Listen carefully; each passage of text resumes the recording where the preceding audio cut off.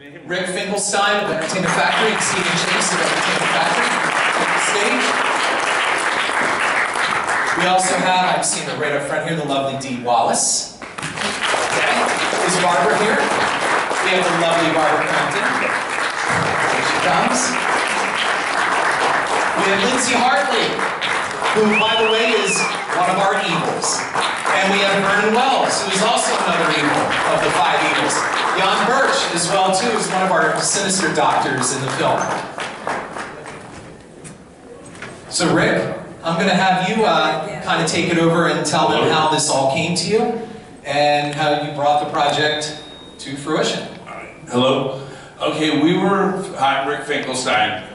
We were filming a movie called How Sweet It Is, and Steve, my partner, was in one of the scenes, and it was with Joe Piscopo. And Joe Piscopo's agent, Michael Eisenstadt, who also represents other people up here, I believe. I still have nightmares about that, but anyways. And his partner was Gunnar Hansen, and they had a movie, and it was called Death House. And they were working on it for about 4 or 5 years, and people wanted to be attached to it. It was the first movie that was ever given to us that came with letters of intent. People really said they'd be in the movie. And we worked on it, and we hit, you know, brick wall after brick wall, worked with Gunnar. And about, I don't know, 3 or 4 months before we started filming, I got a call on Friday night at around 11:30 at night, and it was Mike Eisenstadt, and he said something's wrong. So I automatically thought that we lost the rights, we weren't allowed to make it. I never once thought that someone was sick. And he told me that Gunnar had pancreatic cancer, and that Gunnar wanted to talk to me, but he couldn't speak, and he had to write the words down, and his partner Betty would read them to me. And his wishes were that we make this movie, and he knew that Steve and I would be presented with times where people would say, you know, that we were being a vulture or we were capitalizing on his death. And Gunnar's final wishes included if we had to show it on his gravesite to do it, just to get this movie made and let everybody know. And so I told him that I was good with all that. I talked to Steve, and we were great. We were going to write him a letter on Monday and tell him what it was like for him being a part of our life. And the next night, about 10:30, I got a call of Gunnar taking his last breath. And it was almost like, excuse me, it was almost like he was waiting for it to be okay with everyone in the cast to get this movie done before he would let go and go on. And so, you know, Steve and I worked with Harrison. Harrison came aboard about a year ago, maybe a little more. So we had 2.5 years of the bumpiest movie roller coaster you could imagine. We got Harrison, and not that it smoothed out, it was just a different track. But we got it all made, and Harrison, I'd like you to ask questions, or everybody wants to say anything. Sure. Does anybody have any questions for the cast up here? Anything about the film or their projects, what they have coming up? Come on, you guys, you know you do. So they talk about a second one already. There will be 5 more. And if you hear rumors about something unofficial, I'm not saying it will or will not be made, but there are people on that stage that will or will not be in it. Well, fuck you too.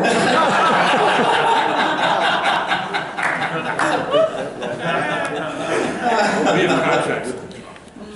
We are lucky to have all these folks in it, and you did notice, we mentioned the 5 evils, but we don't see them, okay? And the reason why is we are kind of holding them back for another trailer. As we get closer to release, then we'll be showing more, but we haven't given away all the secrets in the film. What I like about the film is that we also examine, you know, the true issues of what is good and what is evil, and can you eradicate evil? And as you heard Dee say in the film, our goal is to eradicate evil. Well, even evil is threatened by this. And that's what's really cool in the ending of this film, when the 5 evils are revealed. Yeah, So, I have to say that's why I took the film originally, other than I had worked with Harrison and loved him.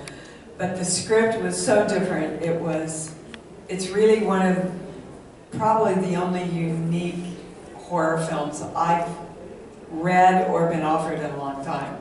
There's a lot of statements about so many things in it that are important to me, and a whole new take on evil that I don't think it's ever been done on film. Let's find out. Ed. Come on, guys, come on. Here you go. So, is this planning to be a theatrical release? And to your opening remarks, how are you going to release it and not have it be PG-13? Trust me, this will not be PG-13. Not a freaking chance! But what I'm saying is Yeah. if it's rated R, it may not get as wide a distribution as... Oh, I think in the horror world, if it's rated R, everybody wants to go see it. That's my take on it. The nice part is we brought fun back to horror again. I think horror has also become pretty nihilistic in the last couple years. And this is like I describe this as a roller coaster ride through the funhouse, is what it is. This is not satire. We're not sending anything up. There's no spoof. This isn't Scary Movie. Okay, this is a straight up horror film with practical effects. We do have CGI, but most of the CGI, as you saw there, is to create a virtual world. We had one comment online that somebody said, "Oh, those backgrounds, they look cheap." Well, yeah, they are. They're supposed to be. I saw static. Somebody wrote, I saw static going over. And this is what we're up against. Okay, yeah, you're supposed to. The prisoners are kept in virtual cells. So. And as far as the release, we're looking for a major. I probably don't need one of these. We're looking for a major. You know, we're talking 2,500 screens, 50 countries. We're not looking at a couple of theaters in Jersey or something like that. You know, big. What's the date? Planned date? If I had that crystal ball, it will be ready, and when I say ready, the movie will be done, and they'll have enough time if they wanted to create their marketing material to have a Christmas release. Whether they'll move that quickly or not, that remains to be seen. It all depends on if they see as many dollar signs as we can see. And if they do, then it'll be out Christmas time. If not, it should be right after the first of the year. Yes, this question is more for the actors. In terms of the evil, because the script was specifically dealing with evil, how did you mentally prepare psychologically for the role? What a good question. This was, for me, one of the hardest roles I've ever had to play. Now, I know anybody here knows the body of my work, and my work's always very heart-centered. And it was a real challenge to me to absolutely close down my heart to play this part. I had to close everything off. She, in effect, is a female Hitler. And it was a journey for me. We shot in, what's the name of that god-awful place? Holmesburg Prison. OMG. I don't even know how to describe it. You walk in and you can feel how horrible the energy is. Brilliant for this, you know, shoot. Brilliant for the look of the film, but really hard to shoot in. So that would be my end. Yeah, that's great. For me, I also think that not a lot of people who are evil think that they're evil, right? I mean, everybody can justify the reasonings to why they do things, and so that's what some of the evil people in the movie do, you know, and you know, I'm potentially one of those people. Potentially? In real life? In real life? Well, I don't think that I am. I think I'm doing good, but yeah, but she is. Yeah, but when you watch the movie, you'll see that, you know, hopefully we feel like we can justify our actions, but I think it really shines a light on the people in society who think that they're doing good for society, and they're really not. So, you know, it's a wake-up movie. It's like a wake-up movie. Hitler thought that. Yeah. I won't get into politics. I want to add also to that, like even if on screen and in the script it's all evil and mostly dark and some blood and very intense, but the actual set behind the scenes was one of the most comfortable, most friendliest set I've ever been on. Oh, yeah. With all these people, you would think you had some egos here, and the people stay in the trailers there, and the rooms there, but now it was like one huge, big group, family. Everybody was a family. Yeah. Everybody was so friendly and you know, loving, and it was just peace and love, and then, okay, action, and everybody, you know, it's completely different. Everybody was heard and respected, and you know, you run every set you do like that, Harrison. So. I don't give a fuck, I just went the way I am. Well, that is so not who you are, Teddy Bear Vernon. I enjoyed it because it was interesting. I'm not telling you anything about my character. It was just very interesting for me. The only thing that pissed me off was I had to walk to my car every night. They kept parking at like 3 blocks or whatever. It was like, guys, could you just park it at my house? I'll walk home. But apart from that, the whole thing was wonderful. The producers were great. Harrison was wonderful. He put up with a lot of grief from me when I couldn't remember 3 words. It's not grief. That's not what you said. I trained him to get ready for you, believe me. But this movie, seriously, I knew Gunnar very well. I know probably 99% of the people in this movie. I've either worked with them or I've been around them. They are the elite of our world that we possess when we do these movies. They are the creme de la creme, and when you get all of them in the same room doing the same thing, it is a school in how to be fucking amazing. So when this comes out, you're going to have your socks knocked off because you have the best of the best in this film, and it's never been done before. So get off your asses and come and see it. How can you not say anything to that, Lindsay? I'm new to this genre, like Harrison said. God bless you, my child. And yes, the set was, and I've been telling everybody, the nicest, kindest set I've ever experienced. Like really, everyone was hugging each other all the time and just so nice in between, you know, the blood and the gore and dealing with all that stuff. It was quite interesting for me to see. And as far as playing an evil character, and listening to what you were saying, it's easier, Dee, when you were saying it was hard for you, it was a struggle for you to kind of not use your heart.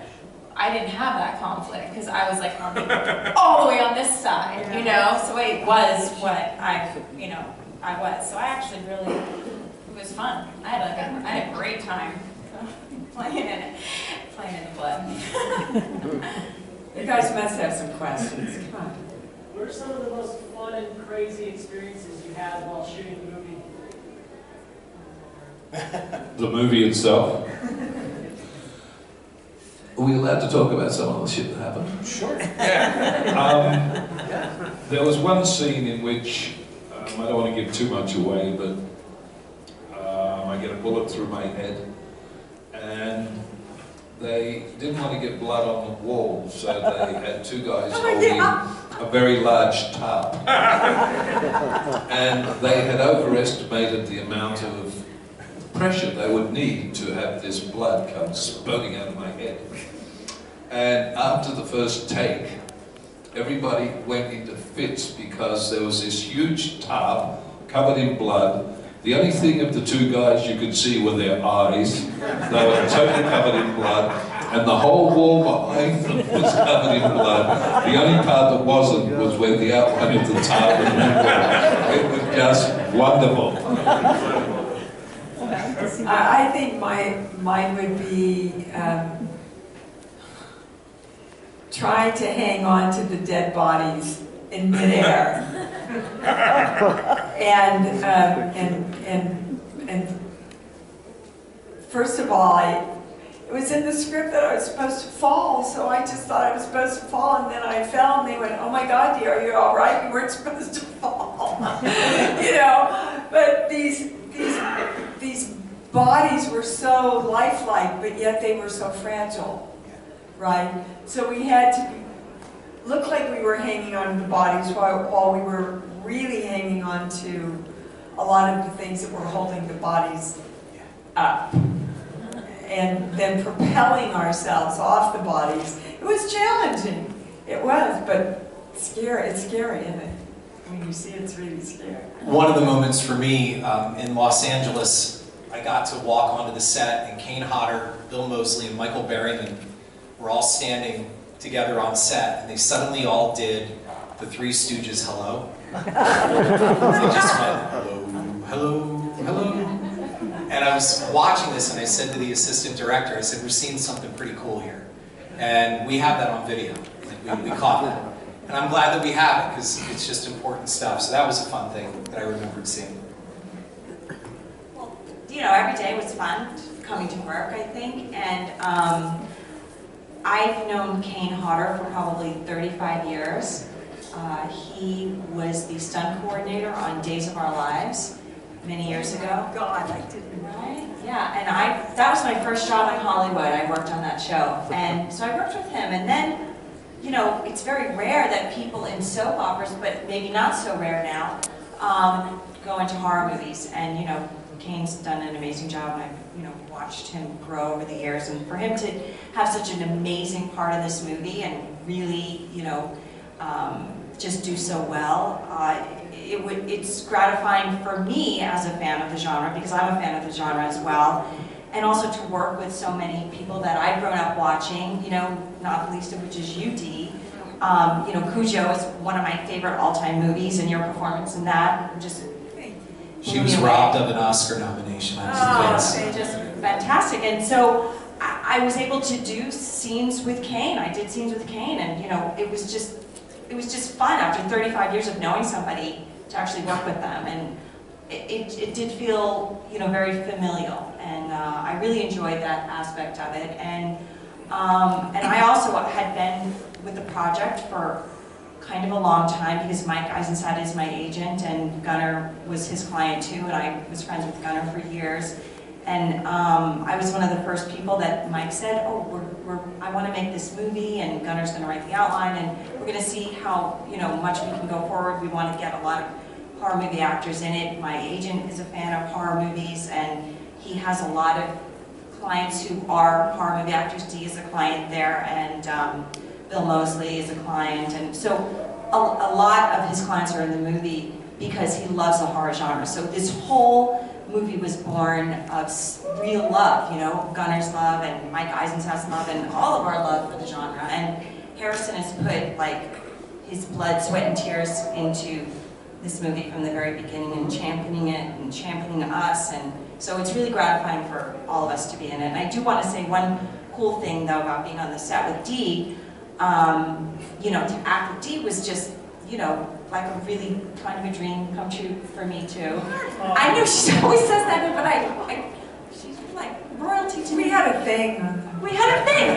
So it was really cool because we had had to watch the film to see the thing. We had the same idea about our characters. We did. We hadn't talked about it at all. And I was kind of nervous to say that to her, but you know, I started talking about it. I was like, well, I don't know. I was kind of thinking that maybe something about our characters is true, and she's like, oh my God, I was thinking the same thing. And anyway, I won't tell you what it is, but maybe you can guess. I don't know. Probably they're there already. Dirty minds that they are. There was somebody had a question. And the movies, not just this one, but any ones you guys have done, has there ever been any like psychological after effects that you guys couldn't get over? Maybe therapy or something that you couldn't detach yourself from as the actor itself? No, not for me. Physical. After Cujo, I'm still on adrenal supplements. After Cujo, because I just, you know, your adrenals are fight or flight, right? And the whole movie was fight or flight. And your body physically does not understand that you're acting. Your body goes through every chemical change and reaction that you would normally in a real life situation. So they treated me for exhaustion after that for 3 weeks, and I'm still on adrenals. Whenever I get under a lot of stress, my adrenals go, oh, it's Cujo again. Did somebody else have? Yeah. I can answer that question first. I wanted to say something about the fun on set, but I also had some experience after the movie. I did actually Sucker the Vampire. I played the the vampire that got AIDS, which is a weird little twist. But after that, I was actually throwing up for 2 months straight, and I couldn't really get out of it for a while. So I got really deep into that hole, apparently. But on set, first of all, the fun on set for me was just to be in it. I'm extremely grateful and thankful to be in it. I know most of the people in it, and it was just you know, it was just amazing to be part of it. But on set, otherwise, there was I think it was the last scene we had as the group of the sinister doctors. We had all group of us there with like almost like 100 patients on set as well that day, and it was all green screen, and we all huddled together in the middle, and we're doing this last scene, and we did it a few times, and had some like action, and then cut, and changed it around, and then the last time the last take we took, we just started, and we were so into it. So I think almost all of us forgot that we were filming. We just kept doing, and he just kept rolling it. And cut never came, but we didn't even realize that he never said cut. We just kept going, and I'm like, what's going on? And he finally said cut. Oh, we're shooting a movie. So that you know, was a very fun experience, because that's how involved we got in this story. And I think one of those things, it's my hat down to Harrison as a director. He's just an amazingly easy director to work with. He lets you go beyond, and he lets you be creative in your own mind, you know, as long as you stay within the perimeters of the blueprint. I think, thank you. He's, you know, thank you from all of us. Fantastic director, awesome experience. Well, let's see the final film. And there was a question back there. Sure. Yeah. It's an absolutely fantastic cast. I kind of hope Lloyd Kaufman's the one who survives at the end for some reason. Lloyd is great, and I'm not going to tell you whether he lives or dies. However, Lloyd is one of the last also of that type of filmmaker. Lloyd has given breaks to a lot of people and recommended people on other projects like Roger Corman has done. And it was important for me to have Lloyd in it for what he's done for the industry and for the genre. So I agree. It's fantastic to see him. Is there any iconic actor or figure that you were not able to secure for the film that you would like to have had? Well, sure. I mean, you know, some were busy, scheduling conflicts. That was the biggest thing. I mean, some were full of shit. You know, we had scheduling conflicts. I mean, there were some that were like, I would have loved to have done this, but I'm shooting this or I'm doing that. So, you know, it all fell together very quickly. So one who was very cordial was Bruce Campbell. He was very nice, and he's shooting Ash vs. the Evil Dead. So, but he went as far as to say, "Look, I'm sorry I can't do this," but highly recommended us to his film festival. He wanted us to premiere there, but the film wouldn't be ready in time. But very generous man and very nice. And remember, there's 5 more, so there'll be room for everyone. Can we possibly end with one clip? Okay. And we'll first.